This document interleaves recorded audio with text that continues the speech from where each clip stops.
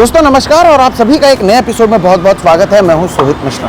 पिछले हफ्ते की बात है, शिवसेना की ओर से दिल्ली में एक व्हिप जारी किया गया था क्योंकि उनके जो 6 सांसद थे वो लगातार गायब थे। तब ये उम्मीद की जा रही थी कि क्योंकि व्हिप जारी किया गया है शिवसेना यूबीटी की ओर से, तो जो ये 6 सांसद हैं वो इस मीटिंग में आएंगे। लेकिन जिस तरह से हमने देखा वो इस मीटिंग में नहीं आए और दिल्ली में पत्रकारों से बातचीत करते हुए संजय राउत ने तब कहा था कि इस बार की लड़ाई आसान नहीं रहने वाली है इन 6 सांसदों के लिए। आपको याद है? सुनिए उस समय उन्होंने क्या कहा था। महाराष्ट्र में जहाँ जहाँ ये लोग जिस चुनाव क्षेत्रों से आए हैं वहाँ के लोग सड़क पर उतरे हैं। इतने आसान नहीं है इस बार। इस बार की बेईमानी बहुत महंगी पड़ेगी एकनाथ शिंदे को भी और ये जो 5-6 जो गद्दार लोग हैं उनको भी।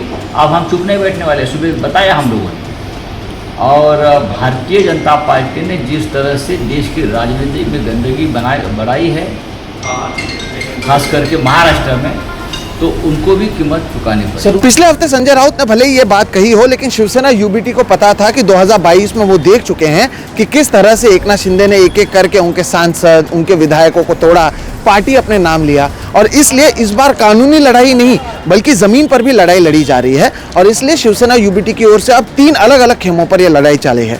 ये लड़ाई दिल्ली में भी जारी है, मुंबई में भी जारी है, और तो और जो ये 6 सांसद हैं जो उनकी कॉन्स्टिट्यूएंसी है वहां पर भी ये लड़ाई होने वाली है। और आज इस वीडियो में इन तीनों जो खेमे जिन पर यह लड़ाई होने वाली है उस पर हम बात करेंगे। सबसे पहले बात करते हैं पहली लड़ाई जो है वो दिल्ली में चल रही है और बुधवार को इसकी शुरुआत हो गई क्योंकि व्हिप जारी किया गया था और ये जो 6 सांसद है वो नहीं आए थे। ऐसे में शिवसेना अब कानूनी लड़ाई भी लड़ रही है। बुधवार के दिन शिवसेना के जो सांसद हैं अरविंद सावंत और अनिल देसाई वो दिल्ली गए थे और लोकसभा के जो स्पीकर हैं ओम बिरला, उनसे उन्होंने मुलाकात की। ये तस्वीरें वहां से सामने आई और वहां पर अरविंद सावंत ने यही कहा बाहर आकर कि पहले ही हमने एक तो व्हिप जारी किया गया था और हमने इन सांसदों को बुलाया था, नंबर 1। नंबर 2, हमने उस समय ओम बिरला को लिखा भी था और उनसे कहा था कि अगर आप कोई भी फैसला लेते हैं तो उससे पहले, क्योंकि ये शिवसेना यूबीटी से जुड़े हुए लोग हैं, तो आपको इनसे बात करनी चाहिए, हमसे बात करनी चाहिए। मैं चीफ व्हिप हूँ तो आपको मुझे जानकारी देनी चाहिए। इसी को लेकर बुधवार के दिन वो गए और वहाँ पर उन्होंने मुलाकात की क्योंकि उन्होंने दिखाया है वो तस्वीरें जहाँ पर दिख रहा है साफ तौर पर कि कैसे एकनाथ शिंदे के साथ ये जो 6 सांसद हैं वो एक मंच साझा करते हैं। वो अपने आप को शिवसेना एकनाथ शिंदे गुट का बता रहे हैं। एकनाथ शिंदे भी यहाँ पर कह रहे हैं कि ऑपरेशन टाइगर जो है वो सक्सेसफुल हो चुका है। लेकिन अरविंद सावंत ने तो पहले ही कहा था कि हमने व्हिप जारी किया गया, हम कानूनी कार्रवाई की बात कर रहे थे। ऐसे में ये एकनाथ शिंदे की शिवसेना में कैसे मर्ज हो गए? अब ये जवाब उनकी ओर से मांगा जा रहा है और इसके लिए कहीं ना कहीं ओम बिरला ने समय मांगा है। क्या पत्र दिए गए हैं, क्या मांग की गई है, इसकी जानकारी दी जाएगी। तो ये एक लीगल लड़ाई है जो दिल्ली में जारी है। तो वहीं अगर दूसरी लड़ाई की बात करें तो वो मुंबई में जारी है और ऐसा लगता है कि शिवसेना सांसद जो राज्यसभा के हैं संजय राउत और जिस कॉन्स्टिट्यूएंसी में उनका घर है वहाँ से आने वाले जो संजय दीना पाटिल हैं, जो अब बागी हो चुके हैं, एकनाथ शिंदे के शिवसेना में चले गए हैं, उनके बीच में लड़ाई चल रही है। और ये लड़ाई तो दोस्तों इस लेवल पर पहुंच गई है कि अब संजय राउत ने मांग की है कि संजय दीना पाटिल के खिलाफ यूएपीए के तहत कार्रवाई की जानी चाहिए। मैं आपको समझाता हूँ हुआ क्या। जैसे कि मैंने शुरुआत में बताया, संजय राउत लगातार दिल्ली में कह रहे थे कि इस बार की जो लड़ाई है वो इनको भारी पड़ेगी, ये 2022 जैसा रहने नहीं वाला है। उसके बाद ये जितने सांसद हैं इन्हें Y+ सिक्योरिटी दी गई थी। यहाँ पर आपको ये भी याद रखने की ज़रूरत है कि जो 6 सांसद एकनाथ शिंदे के साथ जुड़े, उसके बाद जो अलग अलग कॉन्स्टिट्यूएंसीज में वो सांसद रह रहे थे, वहाँ पर उन्हें चार्टर प्लेन से भेजा गया था। चार्टर प्लेन की तस्वीरें भी सामने आई। सोचिए, मुंबई में पहली बारिश में लोग सड़कों पर भीग रहे थे, रास्ते बंद हो गए थे और सांसदों को चार्टर मिलता है। ये एक अलग टॉपिक है किसी दिन के लिए, लेकिन आपको याद रखना चाहिए कि किस तरह से अलग अलग नियम इस देश में मौजूद हैं। बहरहाल न केवल इन सांसदों को चार्टर दिया गया था, उस समय संजय राउत ने ट्वीट करके बताया कि कैसे शिरडी में शिवसेना यूबीटी के सांसद क्योंकि आक्रामक थे, उनके कार्यकर्ता वहां पर आक्रामक थे, तो पुलिस जो है इन सभी कार्यकर्ताओं को डिटेन कर रही थी। ये बात संजय राउत की ओर से रखा गया था और कहीं ना कहीं जो माहौल था वो दोनों तरफ से गर्म था। इस सब के बीच एबीपी न्यूज़ के हमारे मुंबई के एक पत्रकार हैं सूरज ओझा, उन्होंने संजय दीना पाटिल का इंटरव्यू किया था और उसमें उनसे पूछा था कि अरे बहुत सारी बातें की जा रही हैं, कहा जा रहा है कि इस बार जो है आप लोगों के लिए आसान नहीं रहने वाला है, आप लोग के खिलाफ कार्रवाई की बात की जा रही है। तो एबीपी न्यूज़ में बात करते करते संजय दीना पाटिल ने ऑन कैमरा ये कह दिया कि अरे आप आओ, आप यहाँ पर आकर आंदोलन तो करके दिखाओ। अगर आपको मेरा अतीत पता होगा तो मैंने 5 लोगों को डिस्ट्रॉय किया है इससे पहले, मैंने 5 लोगों को ख़त्म कर दिया है इससे पहले, और अगर आप मेरे यहाँ पर आकर कार्रवाई करोगे या किसी को भी गलत नज़र से देखोगे मेरे कार्यकर्ताओं को, तो बॉम्ब का इस्तेमाल किया जाएगा। ये ऑन रिकॉर्ड एक सिटिंग एमपी की ओर से कहा गया और इसी चीज़ का इस्तेमाल अब संजय राउत ले रहे हैं। उन्होंने ये इंटरव्यू का इस्तेमाल किया है और मुंबई के पुलिस कमिश्नर को एक पत्र भेजा है और इस पत्र भेजकर उन्होंने लिखा है कि पहले तो इस सांसद के खिलाफ आप एफआईआर दर्ज कीजिए। ये ऑन रिकॉर्ड आकर ये बातें कह रहे हैं, इनके खिलाफ यूएपीए के तहत कार्रवाई की जानी चाहिए और इनसे पूछना चाहिए कि कहाँ पर ये लोगों को खत्म किया गया है। संजय राउत ने आज मीडिया से बातचीत करते हुए भी ये बातें कही है। सुनिए संजय राउत ने क्या कहा। Commissioner of police Mumbai mister Devendra Bharti ji को मैंने एक लेटर लिखा है। यहाँ के जो एमपी है मुंबई के, जो गद्दार हो गए हैं, वो कहते कि मेरे पास बम है और अगर मेरे खिलाफ कोई आंदोलन करेगा तो मैं उनके ऊपर बम डाल दूँगा। ये बहुत गंभीर बात है। इस देश की हमारी फौज भी पाकिस्तान में अगर बम डालना है तो मोदी जी को पूछते हैं पहले बम डालना है नहीं डालना। मोदी जी ट्रम्प को पूछते हैं क्या करना है, डालना है नहीं डालना है, और ये तो सीधा बोलता है कि हम बम डालेंगे, हम तुमको मार देंगे, आपकी हत्या करेंगे, हमारे पास इतने हथियार है, मैंने इतने लोगों को पहले मारा है। तो उनकी जांच होनी चाहिए। अगर आपके पास बम है तो बम आए कहाँ से? क्या एकनाथ शिंदे जो है उसने बम की फैक्ट्री बनाई है? और सब जो गद्दार है इनके खिलाफ जनता में एक रोष है। उनको सबको अपने सिक्योरिटी के लिए बम दिए हैं, हैंड ग्रेनेड दिए हैं क्या? तो ये सबकी इंक्वायरी होनी चाहिए। अब मैंने लेटर लिखा है, मैं कोर्ट में जाऊंगा। सब हमारे शिवसैनिक अब आए हैं, वापस जाएंगे उधर आंदोलन करने के लिए। डालो बम, बम डालो ना, हम डरते हैं क्या? जैसा कि आपने अंत में सुना, संजय राउत ने कहा कि हम यहीं पर वापस से आंदोलन करेंगे और यही इनका जो तीसरा स्टैंड है वो यही है कि आक्रामक तरीके से अब शिवसेना यूबीटी जो है आंदोलन की शुरुआत करने वाली है और खुद उद्धव ठाकरे अब अलग अलग जगहों पर मैदान पर उतरने वाले हैं। संजय दीना पाटिल जिस विक्रोली भांडुप या उस कॉन्स्टिट्यूएंसी से आते हैं मुंबई के, वहाँ पर इसी हफ्ते 2 दिन पहले उद्धव ठाकरे, संजय राउत और वहाँ से उनके जो भाई विधायक है संजय राउत के, सुनील राउत, उनकी ओर से एक बड़ी रैली का आयोजन किया गया।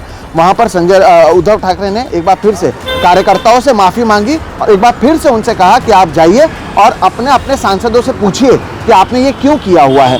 और अगर आप भीड़ को भी देखें तो आपको समझ में आएगा कि अब भी बड़े पैमाने पर जो भीड़ है वो उद्धव ठाकरे के साथ मौजूद है। और बस इतना ही नहीं, अब 27 जून से लेकर 29 जून के बीच उद्धव ठाकरे यवतमाळ, वाशिम, हिंगोली, परभणी, धाराशिव और शिरडी जाने वाले हैं। जो 5 बागी सांसद हैं जो अब एकनाथ शिंदे की शिवसेना का हिस्सा हुए हैं, वहाँ पर भी जाकर पहले तो वो माफ़ी मांग रहे हैं और उसके बाद खुद अपने कार्यकर्ताओं से कह रहे हैं कि आप जाइए और कहीं ना कहीं इन लोगों से सवाल पूछिए। इससे ज़रिए उद्धव ठाकरे अपना जो बेस है वो बनाए रखना चाहते हैं। लेकिन इसके साथ ही साथ बहुत इंटरेस्टिंग चीज़ जो सामने आई है, जिसका इस्तेमाल अब उद्धव ठाकरे करेंगे, वो ये है कि जब ये सांसद जा रहे थे, हर किसी की ओर से एक बात की जा रही थी, हम डेवलपमेंट के लिए जा रहे हैं, हमें फंड नहीं मिल रहा था इसलिए हम जा रहे हैं, हमारे यहाँ पर हमारे लोगों का काम नहीं हो रहा था इसलिए हम जा रहे हैं। तो अब उद्धव ठाकरे के पास भी ये आंकड़ा आया है जो सामने आया हुआ है। उस आंकड़े का नाम है एमपी लैड्स फंड, यानी जो सांसद को फंड दिया जाता है उसके आंकड़े सामने आए हैं। अगर आप उस आंकड़ों को देखेंगे, और मुझे यकीन है कि उद्धव ठाकरे इन आंकड़ों का इस्तेमाल करेंगे, उससे आपको समझ में आएगा कि किस तरह से फंड तो इन सभी सांसदों को मिल रहा था, वो इसका इस्तेमाल नहीं कर रहे थे और सरासर झूठ बोलकर वो एकनाथ शिंदे की शिवसेना में शामिल हुए हैं। एमपी लैड्स फंड पर अगर आप ध्यान दें तो नागेश अष्टीकर जो अब एकनाथ शिंदे की शिवसेना में गए हुए हैं, उन्हें अब तक 19 करोड़ रुपए उनका फंड दिया गया है, लेकिन उसमें से केवल 5 करोड़ का इस्तेमाल उन्होंने किया है।